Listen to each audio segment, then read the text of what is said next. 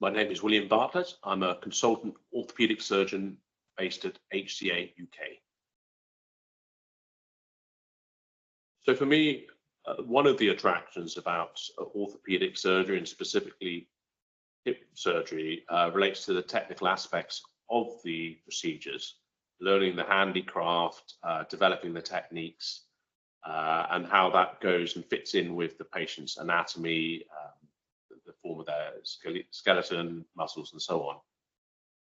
And then I think the second part that was the attraction for me was more related to the patient. Very early on in my career, even as a student, I could clearly see how patients having surgical procedures for hip or knee arthritis would very quickly get better and their lives would be changed. They would get back to their normal activities. And it was that early dramatic change in quality of life and pain that for me was very attractive. One of the great things about my job is coming into contact with a diverse range of patients, be it people very sporty with active lifestyles wanting to get back to high level activities, but also people who may perhaps be older or be suffering for a long time with disability, and being able to equally help them.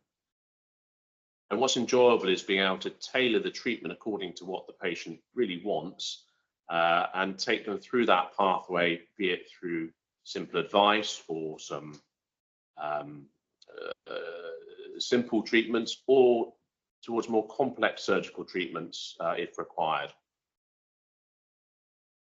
Well, when patients come to the hip unit, what they can expect is that we will start by talking about the problem that's giving them concern. I normally just ask them to discuss what their issues are, how the symptoms are affecting them, the impact on their quality of life, their activity. We then tend to talk a little bit about their medical background, previous surgeries, medications they're taking, and so on. And once we've had that initial discussion, we then perform an examination, which usually takes a few minutes. And we'll then usually require some imaging studies, be it x-rays. Sometimes we can collect these from other hospitals digitally if they've been performed already.